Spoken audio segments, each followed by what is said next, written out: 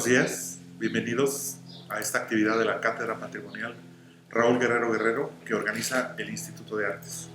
En esta ocasión, el conversatorio sobre las artesanías y las artes visuales. Tengo mucho gusto de presentar al maestro Marcial Guerrero Rosado, hijo del profesor Raúl Guerrero Guerrero, y al doctor David Pérez Becerra, especialista en artes visuales. Y vamos a tener una charla muy amena sobre el tema. Buenos días. Buenos días. Hola, muy buenos días. Marcial, estamos en la casa de tu papá, en un museo súper interesante, donde se conservan muchos recuerdos de la vida de tu papá, pero que son reflejo de la gran variedad artesanal y del espíritu del México profundo, que sobrevive, pero mucho ya queda en la nostalgia. ¿Qué nos puedes decir de la colección de tu papá? Es una pregunta muy bonita porque estos días que hemos platicado de él, pensaba yo, bueno, aquí no nos enseñó mi papá a apreciar las artesanías, la música indígena, las costumbres y las tradiciones. Desde que recuerdo, son parte de la cotidianidad.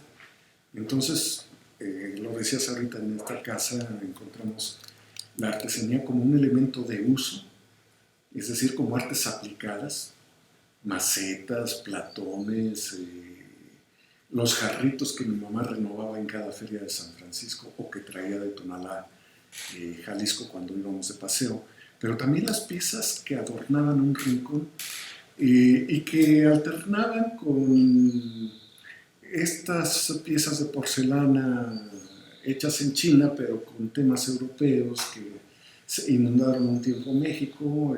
Ya no nos tocó el yadro, afortunadamente, que a mí me gusta, me parece que es una pieza, son piezas interesantes, pero no en esta casa. En cambio tenemos cazuelas de barro, ollas, cerámica, una cantidad de juguetería, por ejemplo, juguetería y nacimientos, porque en las miniaturas se expresan mucho las artes populares, pues forman parte de la casa de mis padres, pero también de la casa de cada uno de nosotros. No podemos salir de viaje sin traer una buena artesanía. Así que para nosotros fue crecer en medio de las artesanías y más bien diría yo, del arte indígena. Gracias. David, ¿cómo conectarías tú el tema de las artesanías con las artes visuales? Pues creo que al final ambas formas de conceptualización de ciertos objetos o productos visuales que nos permiten entender una realidad es como yo más bien los englobaría, ¿no? Quizá esta discusión ya un tanto académica de si son arte o artesanía, creo que más bien tienen que ver con lo que señalaba el maestro Marcial, con su sentido de manifestación, con su sentido de poder materializar un tiempo y un espacio específico y que además en el ejercicio cotidiano te enseñan a cómo entender lo que te ocurre, ¿no? Es como esta metáfora de la que hablaba Paz, cuando refería a las artesanías, que su mejor objetivo era enseñarte a morir, ¿no? Porque en el fondo eso es lo que ocurre, son objetos maravillosos, pero al final por la propia utilidad terminan sucumbiendo, no hay forma de retenerlos, y esa también es como su gran paradoja, ¿no? Y ocurre, creo que para nuestra época, para el sujeto contemporáneo en el que estamos, esta diferenciación entre arte y artesanía ha llegado a un punto en que nos está permitiendo entender más allá de sus categorizaciones a través de cómo se producen, dónde se producen, cómo se comercializan. Creo que al final estamos llegando al punto central de verlos como justamente eso, como una manifestación sensible. Y creo que ahí es donde empatan en este campo, ¿no? De la materialización de lo invisible del tiempo. Además, las artesanías son de los objetos que mejor reflejan un momento histórico y un contexto territorial. La artesanía incorpora la materia prima de la región, incorpora los saberes heredados de generaciones de los artesanos, incorpora la visión del mundo, incorpora muchísimas cosas más, de aspectos económicos, sociales, culturales, políticos, y es una manera de entender una realidad, la artesanía. Si es arte o artesanía, pues sí, es una discusión interesante. Hay cosas que evidentemente las hacen diferentes, ¿no? Generalmente, efectivamente, un autor firma su obra y en lo general, a menos que se trate de grandes maestros del arte popular mexicano, pues no encontramos artesanías autografiadas. Pero sin embargo, este aspecto podemos rebatirlo un poco, ¿verdad, Marcial? Yo creo que sí.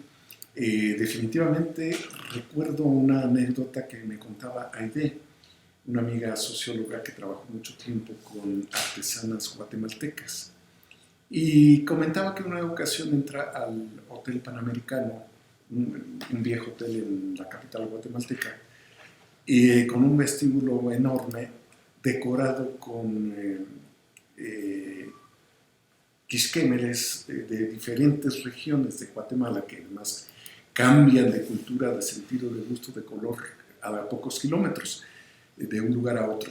Y cuando entra con una artesana guatemalteca, dice que la mujer se quedó viendo los quisquémeles y dijo: oye, ese es de mi abuela, aquel otro también, ese es de doña fulana, aquel igual. Y Aide, sorprendida, le dice: ¿cómo los reconoces? Porque mi abuela era afecta a usar esos colores, ahí se ve su persona, y doña fulana ese tipo de tejido. Es decir, lo que comentábamos con Aide, para nosotros pueden ser autores desconocidos, pero no son obras en estricto sentido anónimas, sino de autor desconocido para el que lo consume. Pero eso es lo que yo creo que es interesante aprender a descubrir, que también lo decíamos en el caso de los tenangos, la gente diferencia la calidad, porque es un tejido más cuidado, más grueso, o es un tejido raro, y dice: no, esto lo hace doña fulana nada más para vender barato, ganar la clientela. En cambio, este sí se cuida. Y eso es cierto. Ahora, lo que yo creo que es importante es que también brinca un poco el sentido del uso tradicional. La artesanía era un objeto de consumo familiar, decorativo o de uso aplicado. Después de ahí viene el consumo que hace cuando empieza el boom del viajero, del turista, y quiere llevarse el recuerdo. Entonces empieza a adquirir las artesanías, que ya luego hablaremos de los materiales con que se elaboran, en eso tú lo manejas muy bien, Arturo. Y después pasa a un siguiente asunto, la división del trabajo de las artesanías, porque había que multiplicarlas, de ser una actividad eventual de la persona, sobre todo de la gente de los niveles populares, se convierte en un artículo de oferta. Y después tiene que industrializarse al extremo de llegar a lo que ahora llamamos los souvenirs, sí, que son el objeto más kitsch que podemos encontrar a la vuelta de la esquina en un viaje a Europa. O a Real del Monte. O a Real del Monte, efectivamente. Entonces, creo yo eso. Yo los llamaría de autores desconocidos, no de autores anónimos. Ese sería mi planteamiento. Bueno, antes de continuar con la apreciación de la colección artesanal de la Fundación Raúl y Rosalía Guerrero, me gustaría, y antes, perdón, de comentar el libro del profesor Raúl Guerrero, libro pionero, editado en 1985, sobre las artesanías hidalguenses, pues ahondar un poco en la definición de artesanía. Todos disfrutamos las artesanías, todos las gozamos estéticamente, todos nos maravillamos de los colores y las formas y el ingenio. Bueno, pero ¿qué son las artesanías? ¿Qué las hace diferentes a otro tipo de manufacturas? Solamente comentar que la artesanía pues tiene todo un proceso de desarrollo histórico y que en algún momento todo era artesanía, es decir, todas las manufacturas eran artesanías. Antes de la Revolución Industrial, antes de la época fabril. Y lo que hace diferente a una artesanía, a un producto fabril, es precisamente eso, que la artesanía es elaborada por una sola persona generalmente, donde controla todo el proceso de trabajo, En cambio, los objetos que compramos que proceden del mundo de las fábricas son elaborados en procesos en serie, en cadenas productivas, donde el artesano deja de ser el elemento fundamental, porque entonces entra en juego el obrero, ¿no? Que es el que manipula una posición en el proceso de trabajo, tal como lo estableció Henry Ford, y dio paso a estos cambios tecnológicos asombrosos que sufrió el mundo. Entonces las artesanías son también una remembranza de cómo fue el mundo en épocas anteriores y sobreviven. Y a veces pensamos que a lo mejor las artesanías están en un proceso de decadencia o que algún momento van a dejar de existir, pero parece que no, parece que de repente las artesanías cobran auge nuevamente y están muy, muy presentes en la vida de las personas. ¿Qué opinan al respecto, compañeros? Pues a ver, David, ¿qué diríamos de las artesanías si están presentes o no? Tú que traes de bufanda un tejido del Valle del Valle, claro. Además, en colores que no eran los tradicionales Sí, ¿no? hace 50 años, porque eran el blanco y el gris, los colores de la lana. Sí. Y hoy traes un a modo de azul bufanda, chillante un industrial. tejido muy bonito, además. Pero el bordado, el tejido sí Claro. es tradicional. Yo lo recuerdo de Sí. hace 50, 60 años. ¿Qué nos dices del uso cotidiano? Del uso cotidiano. Yo coincido con Arturo, yo personalmente utilizo las artesanías textiles como una forma de resistencia, de visualización de resistencia. Es decir, si todo el mundo que nos ve a través de la Cátedra Patrimonial reflexiona un poco en su cotidianidad, estamos invadidos por una estética contemporánea en donde lo que no es liso, lo que no es perfecto, lo que no Minimalista. es minimalista, simple, Sí, qué horrible sencillo, concepto. no tiene cabida con un sentido de belleza. Y un objeto como este, donde al ser hecho en telar, ¿no?, está chueco, tiene errores, tiene falta de hilos, roturas, es una manifestación, suena un poco extraño, pero de lo que nos hace humanos, que es el error. La diferencia. El error humano, el error es, creo que una de las categorías que muy pocas veces visualizamos en la artesanía. La artesanía nos permite entendernos como humanidad a través del error y entender y materializarlo incluso en tu corporalidad, en tu cotidianidad, ese error.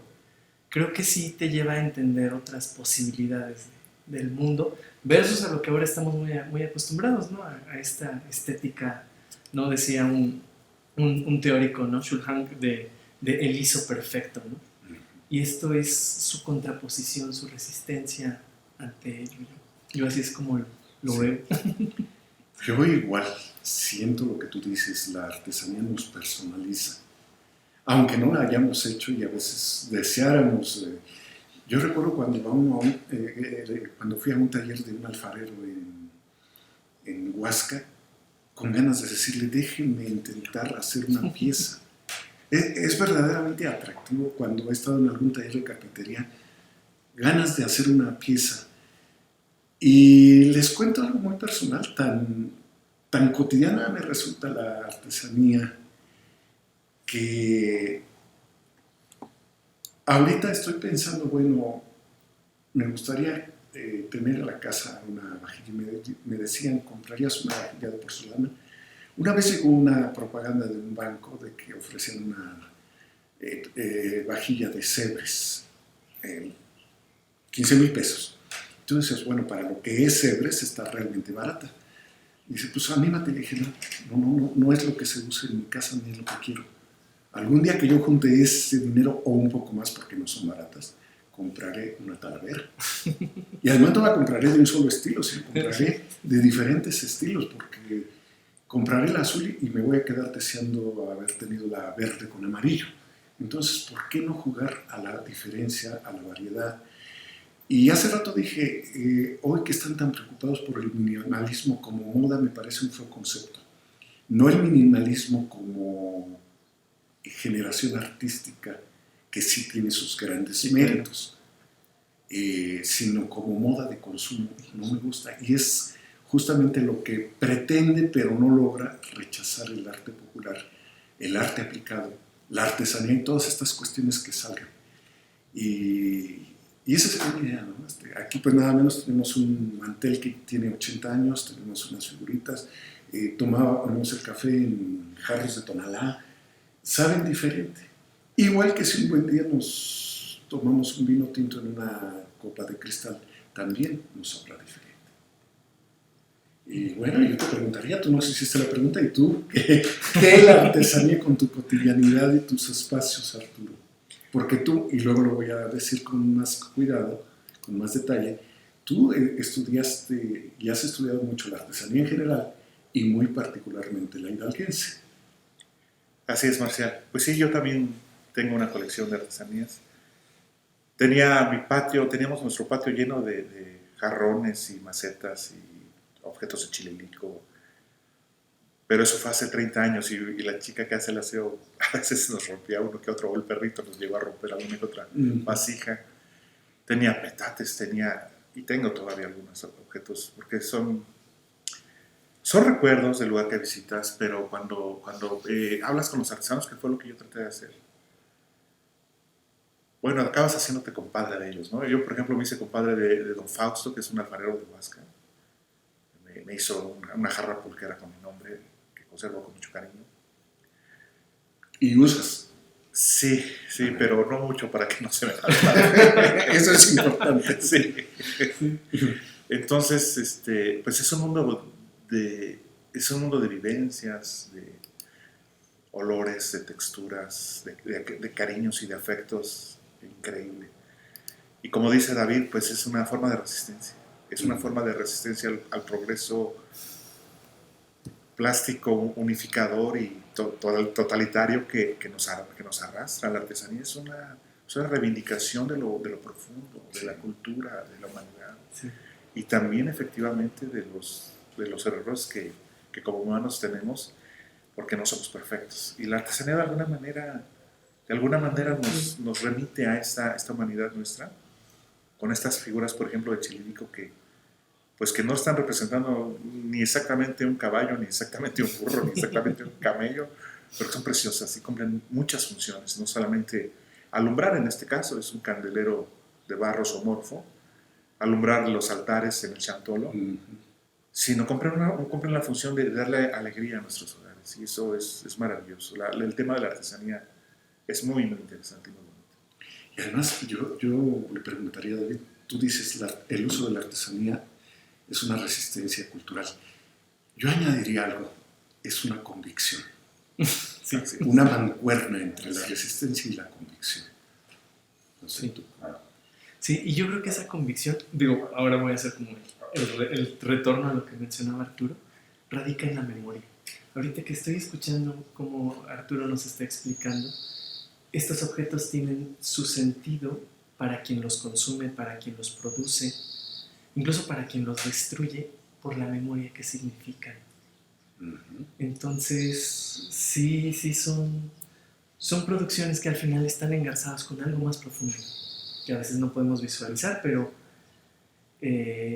pienso un poco como en el trabajo del maestro Raúl, el propio trabajo de Arturo, que han estudiado la artesanía, y al tener estas reflexiones que ellos construyen en sus abordajes académicos, también nos permiten entender estos objetos, estas producciones, en un sentido que pueda trastocarse en el tiempo. No sé si suena un poco burda mi metáfora, pero es decir, gracias a sus investigaciones se conserva esta forma de entender el mundo, como decíamos hace un momento, y que también lo retiene, porque es justamente la mecánica contemporánea tan avasallante, tan igualitaria, ¿no? Decía un texto que leía hace un par de días atrás, el infierno de lo igual, nos está arrastrando a un punto donde estos objetos, estos elementos, estas vivencias materializadas se van, y quizá lo único que nos quede son las narrativas que se construyen de estos objetos. Y al final es como la paradoja, ¿no? Porque al final este mantel va a sucumbir por su propia materialidad, estos candelabros, pero el trabajo de Raúl Guerrero, el trabajo de Arturo Vergara continuarán. Y son estas ventanas que nos dejan ver universos que quizá en 50 años ya no existan, ¿no? Me gustaría comentar el caso de un alumno mío, Emanuel Cortés Rodríguez, del egresado de la licenciatura en danza, actualmente está terminando su maestría en Patrimonio Cultural de México y su tesis de licenciatura fue el estudio de los bordados nahuas, porque él es nahua, él es de Atlapés, de Huautla, Hidalgo. Entonces, el significado, por ejemplo, de los bordados en general y de los bordados nahuas en particular de la Huasteca, pues había estado vedado para los profanos, ¿no? Como nosotros, ¿no? Solamente podemos admirar e imaginar más o menos por dónde va la cosa, pero Emanuel, en su calidad de hijo de esa cultura, con esa gran capacidad de investigación que tiene, pues se metió al fondo de las cocinas a platicar con las bordadoras y hizo una tesis preciosa donde explica el significado de cada uno de los motivos de los bordados de la Huasteca, que es un trabajo que no se había hecho. Entonces ese es un rescate hermoso. El libro lo publicó la Secretaría de Educación Pública. Yo recomendé que se publicara y afortunadamente se hizo. Y es un trabajo muy importante que viene a llenar los huecos que nosotros dejamos, porque estudiar artesanía es es un universo muy vasto. Y además inagotable porque viene, acabas de decir algo muy bonito. Dices, Emanuel se metió a las cocinas a preguntarle a las señoras cómo hacían sus bordados. Sí, claro. Asociaste dos detalles interesantes, que inclusive tienen que ver los dos con las artesanías. ¿Dónde dejamos los límites entre artesanía y otro campo en el caso de la cocina? Porque también es otro, cuando uno viaja quiere traerse un recuerdo material, pero también quiere traerse la memoria de los sabores, de los aromas.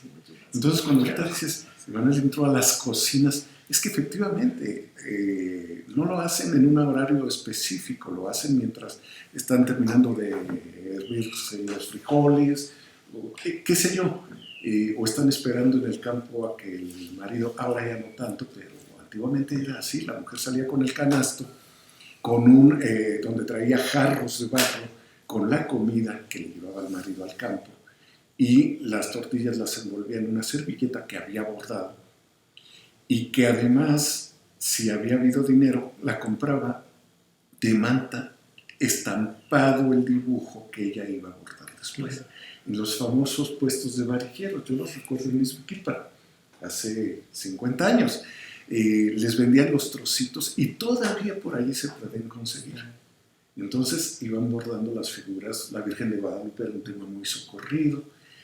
Pero sí, ahorita que dijiste eso, ¿cuál es la fuerza, la asociación tan profunda entre la cocina y cuál es inclusive la cocina como una artesanía? Raúl Guerrero lo plantea como una vertiente del arte popular, de la artesanía. Así es. Muchos no la consideran, pero ahorita que lo dijiste me brincó esa imagen.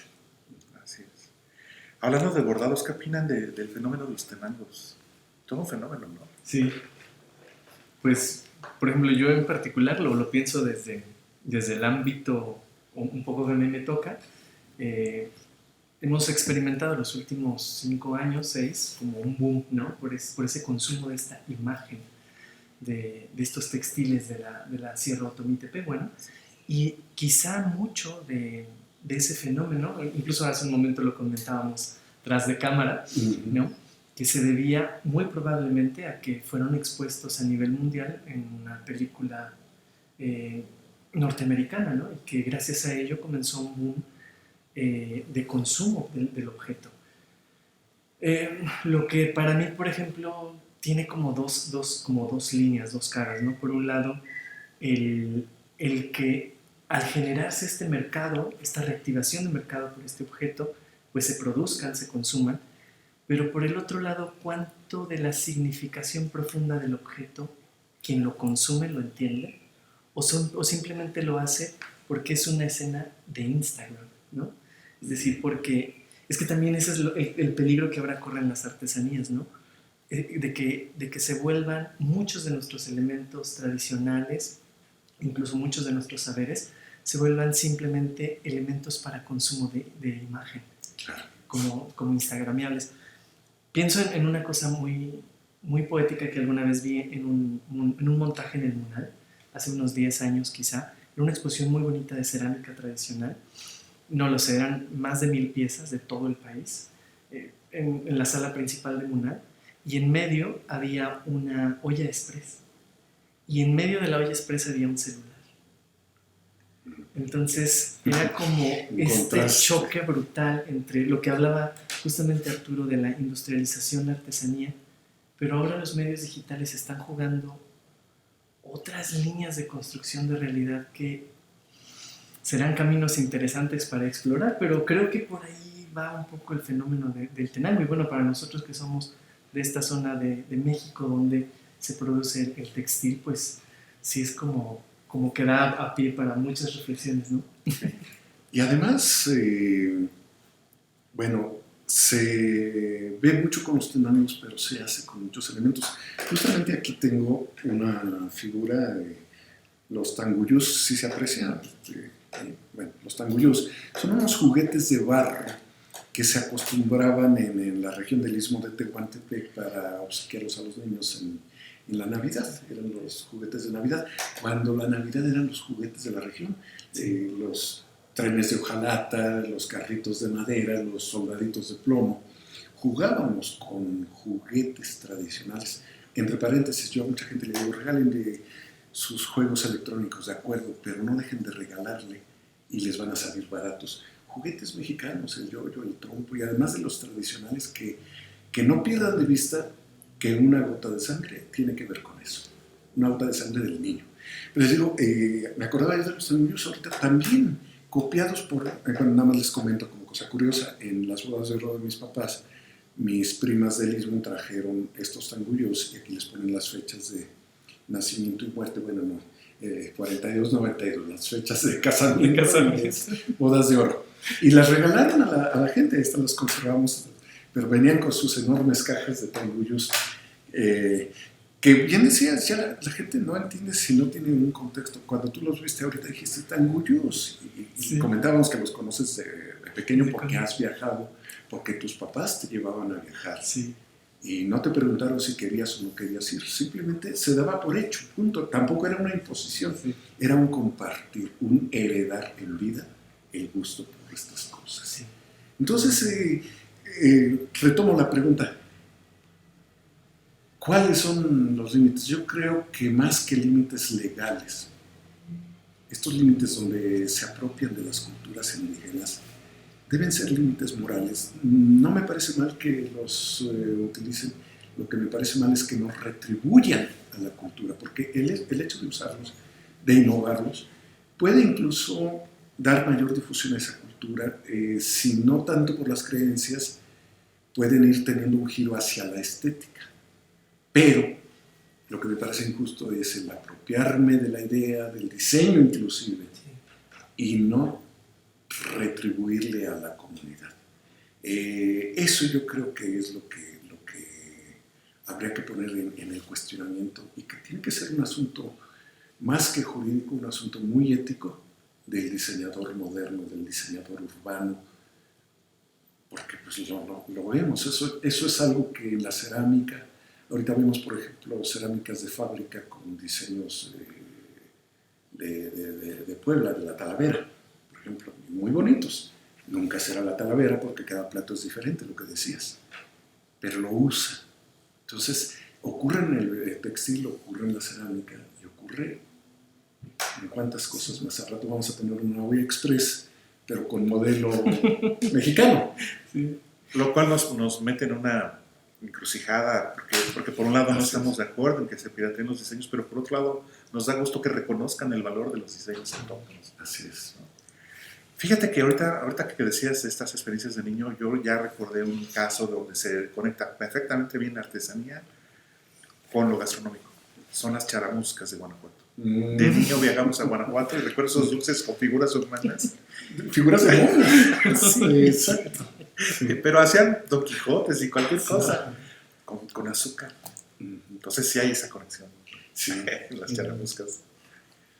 Oye, Arturo, y cuéntanos, tú publicaste este libro, un libro que además es resultado de muchos años de acercamiento e investigación a las culturas hidalguenses, a las expresiones culturales hidalguenses, y no solo indígenas, estudiaron muchos otros temas, pero de todo ello rescatas el material referido a las artesanías, y yo comparaba tu libro con el libro de Raúl Guerrero en el sentido de que ustedes le ofrecen al lector una guía para entender y comprender, y lo más importante, disfrutar las artesanías. Y nos llevan sobre todo a 3 puntos importantes. El material de que están hechos es una tipología de las artesanías. Otra, los pueblos donde se producen, y tú ya hablabas de la ecología del lugar brinda la materia prima para las artesanías. Y la otra, ¿qué es lo que van a representar? Viene de la cultura que las produce. Porque además también tenemos algunas artesanías urbanas que son muy bonitas, pero cuéntanos la aventura de este libro, que además está muy bien ilustrado, con fotografías de bordados de tejidos, de barros, de metales, de qué sé yo. Cuéntanos la aventura de este libro. Sí, mira, pues esto se remonta al año 90, 91, por ahí.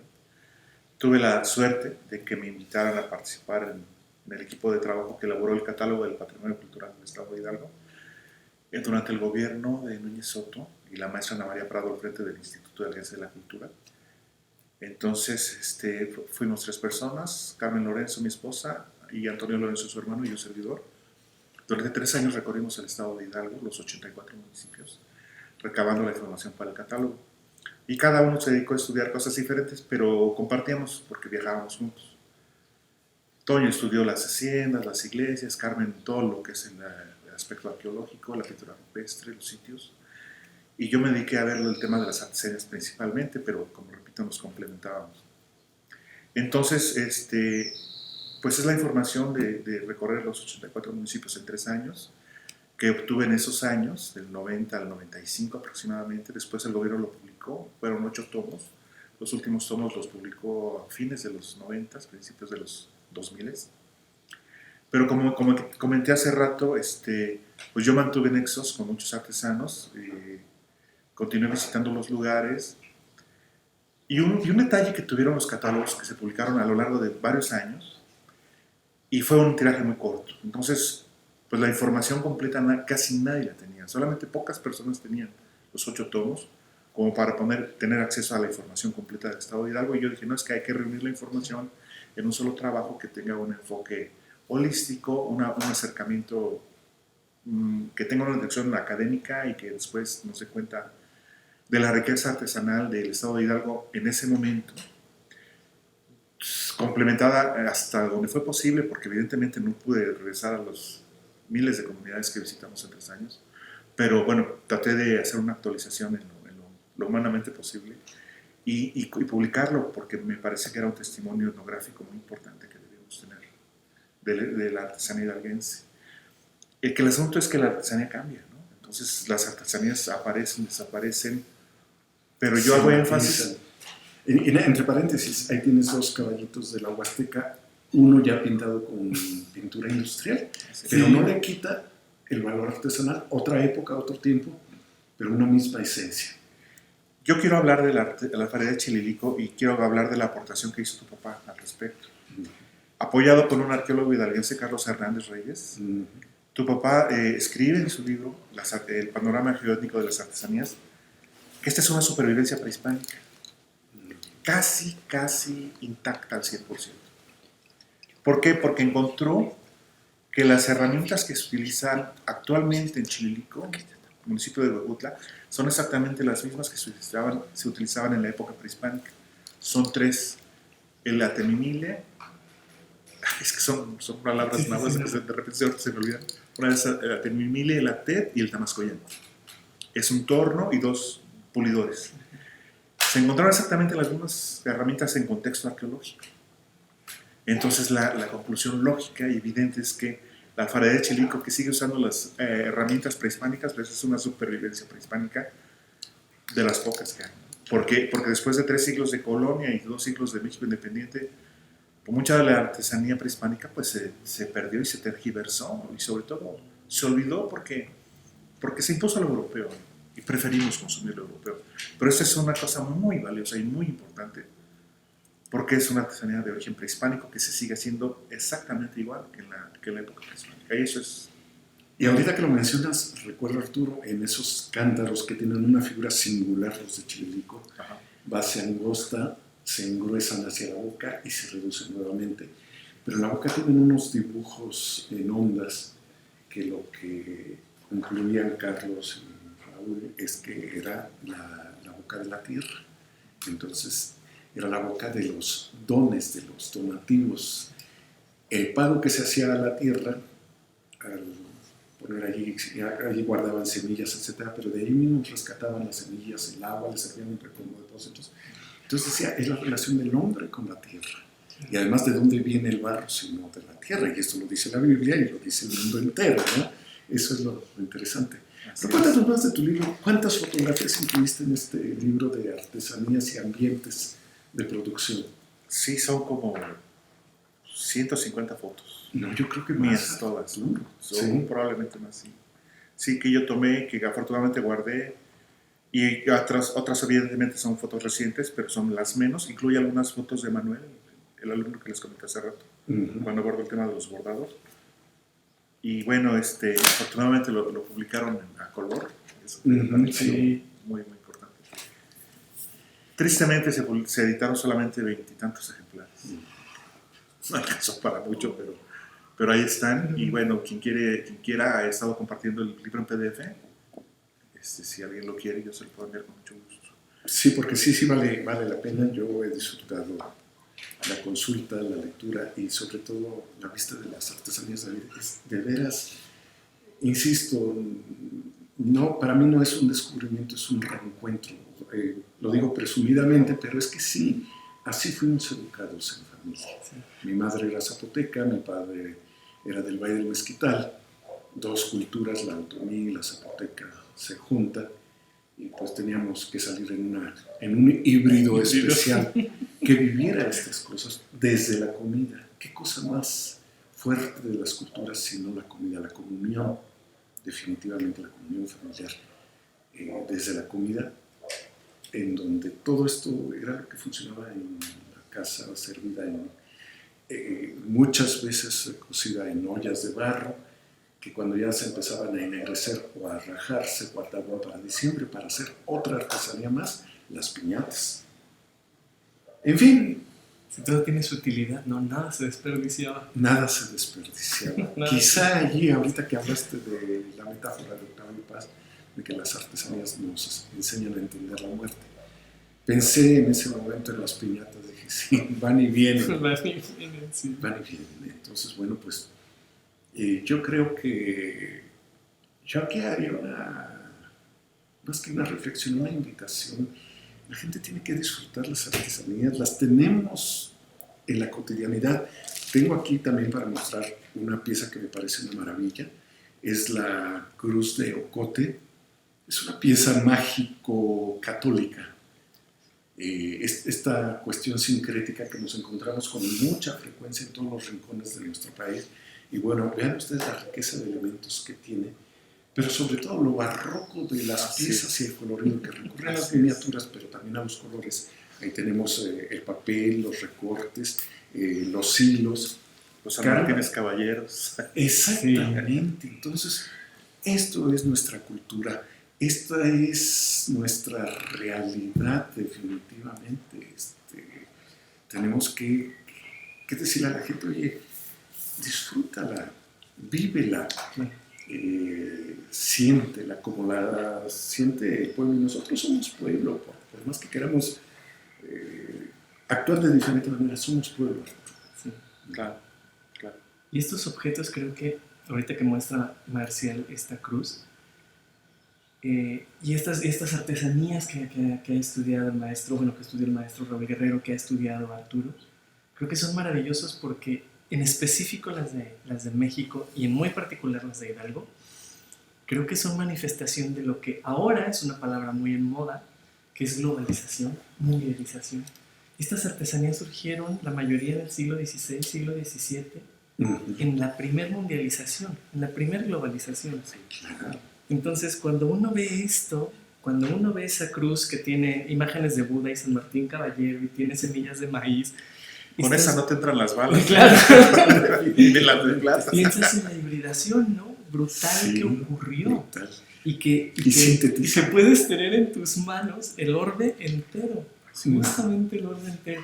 Digo, ahora que estoy viendo en la portada del libro de Arturo, Los Cántaros de Chirilico, yo la primera vez que los vi, digo, sigo un poco la idea que plantea Arturo y el maestro Raúl, pero también alguna vez vi una exposición de cántaros muy similares de África y pensaba en que quizá también haya otras raíces todavía por seguir profundizando.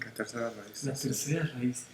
Y creo que allí está la riqueza de estos objetos porque es el mundo, en resumen, el que te cubre, el que te acompaña en la ceremonia de muertos para honrar la memoria de los que no están, el que te defiende, el que celebra la vida. Al final es la única forma que tenemos para entender el tiempo, las artesanías, los objetos. Y que además lo buscamos. No sé si a ustedes les haya tocado, Arturo, una serie de televisión hace tiempo que se llamaba Raíces, la búsqueda de un periodista negro por sus raíces en África, y que aunque no se refiere específicamente a las artesanías, sino nos traslada a un mundo con una fuerza cultural telúrica plena, y yo creo que nos explica mucho de estos asuntos.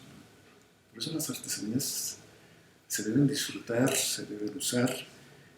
No se deben regatear. No se deben regatear, qué bueno. Coméntanos eso, porque es un punto muy interesante. Pues recuerden el cuento de Bruno Trave en Canastitas en Serie.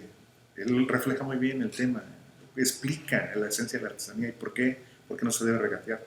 Resulta que un gringo llega a Oaxaca y ve unas canastitas que le gustan mucho y pregunta ¿cuánto cuestan? ¿No? Y el indígena dice, pues, tanto, ¿no? Y empieza a imaginarse hacer negocios con las canastitas, venderlas en Estados Unidos. Entonces le dice, bueno, pero si te compro tanto, ¿cuánto? Se le ofrece que sea mayor la cantidad, no solo una. Entonces el artesano le sube el precio. Y usted dice, ¿cómo? Pues, no es lógico. Lo lógico sería que lo bajaras, ¿no? Si te estoy comprando en volumen, pues bájale. Y le ofrece más y bueno, sigue en esa lógica y llega un momento en que le pregunta, bueno, ¿pero por qué me cobras más si te estoy comprando en volumen? Y le explica el artesano, bueno, es que en cada objeto yo dejo parte de mi alma. Si tú me pides que yo te haga 100 canastas en lugar de una, voy a tener que renunciar a respirar el aire fresco de la mañana, del bosque, voy a tener que contratar gente que no lo va a hacer como yo lo hago y voy a tener que estar viendo que lo hagan bien. Entonces, es decir, les da una serie de explicaciones donde uno entiende por qué la artesanía es tan valiosa. Porque son objetos únicos, hechos con pasión, hechos con un conocimiento heredado, hechos con técnicas que no cualquiera domina, con materiales que no cualquiera sabe recolectar y preparar. La artesanía conjuga aspectos culturales, pero también aspectos económicos que a veces nos resulta complicado entender. El trabajo artesanal es manual, es único.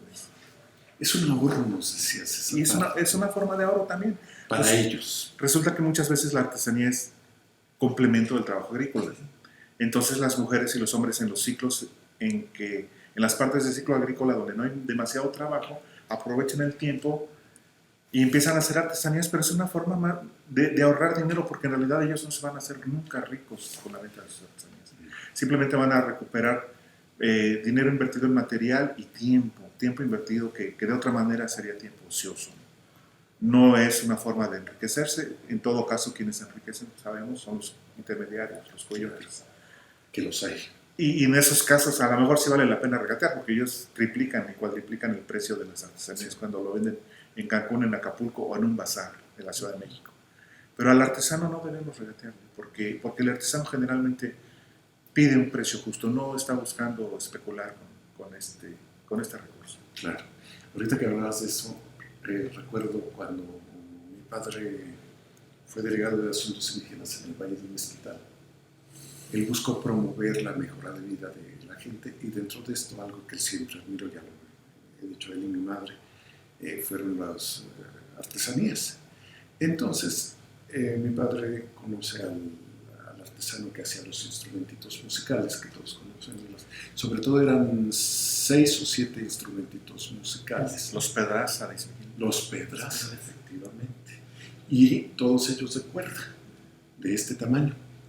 Les costaba mucho afinarlos, pero los vendían afinados. Esos instrumentitos y estos bordados, los bordados del Valle del Mezquital en franjas pequeñas que las mujeres los vendían para el frente de la blusa y más delgaditas para el remate de las mangas.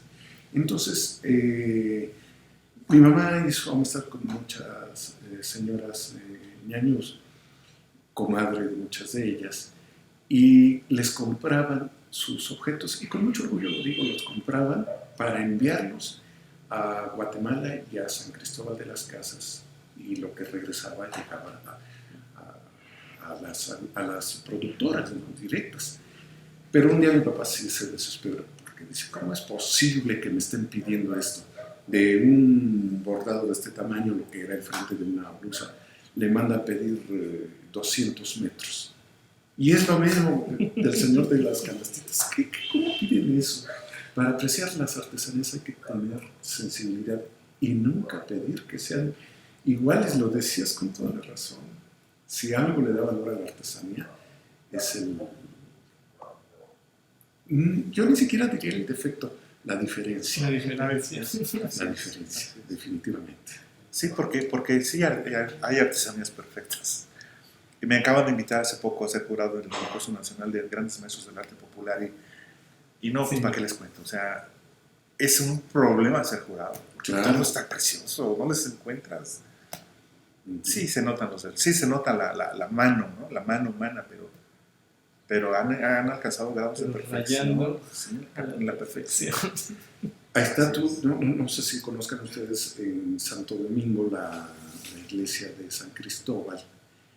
El padre Ruiz, Samuel Ruiz, estableció un mercado dentro del convento, estableció un mercado de piezas artesanales de textiles, sí, calificados. Eso es hermosísima esa colección. Afuera, enfrente, en el atrio de la iglesia, te podías encontrar un gran mercado de artesanía y podías encontrar un Quisquemele, inventemos una cifra, 5,000 pesos. Adentro lo ibas a encontrar en 60,000 pesos. Y dices, yo los veo igual, sí, tú, pero la gente no. Y hablando de eso, Arturo, yo te haría una pregunta a ustedes. ¿Qué piensan? La primera vez que fui a San Cristóbal, las mujeres de alguno de los pueblos salían con su falda en tela negra, tejida por ellos. Tela negra de color natural de la lana. Años después, y su seguidor, y los hombres con el puj, que era con un chaleco, ¿no? O el chuj, también. Que el chuj. Años después regreso y encuentro que las señoras venden esas faldas, pero ya no las usan.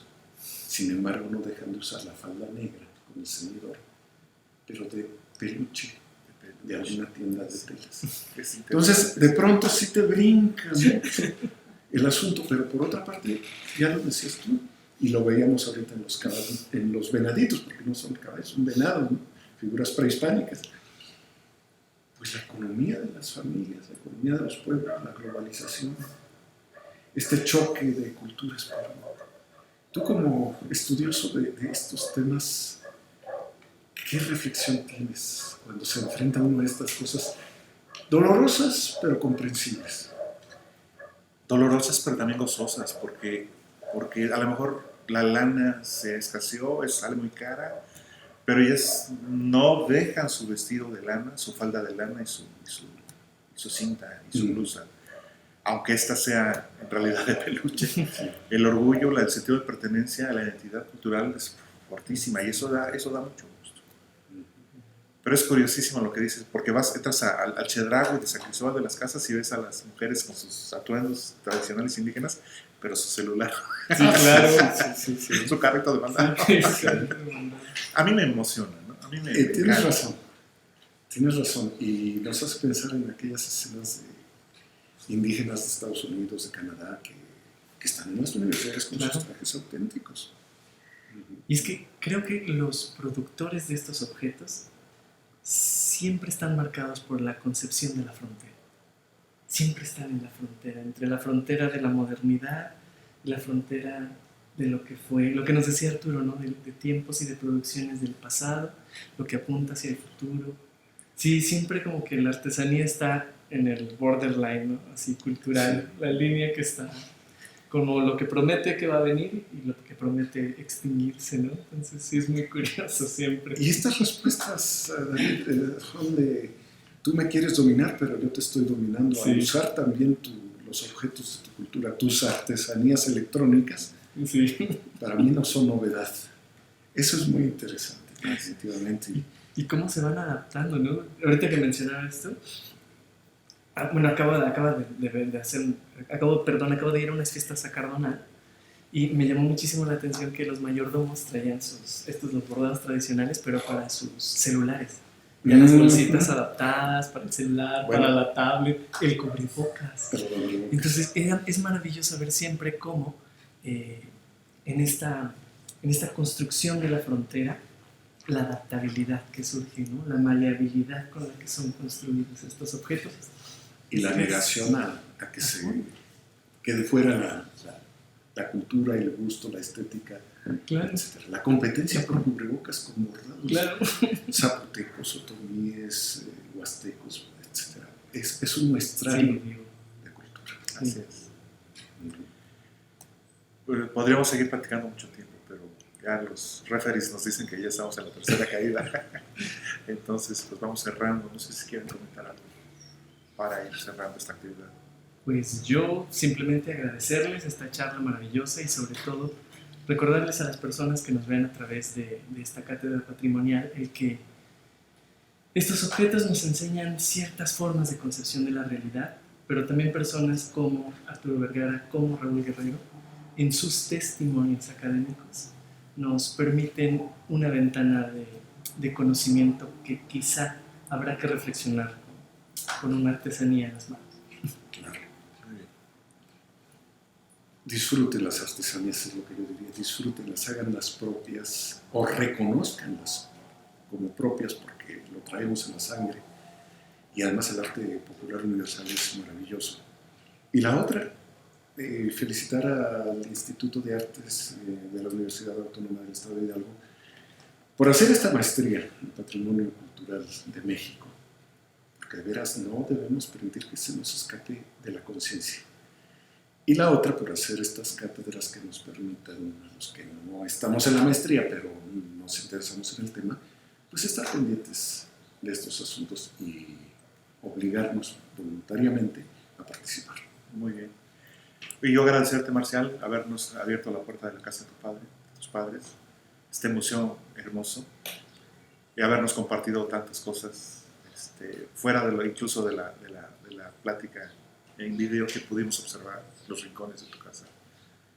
Es una mina de cultura, de objetos entrañables. Seguramente, digo, si uno que viene de invitado los ve y se emociona, me imagino las emociones que ustedes, sus hijos y sus descendientes tienen de seguir atesorando esto que él tanto valoró, que recopiló, no solamente de Hidalgo, no solamente de Valle de Mezquital, que él amó, sino de todo México.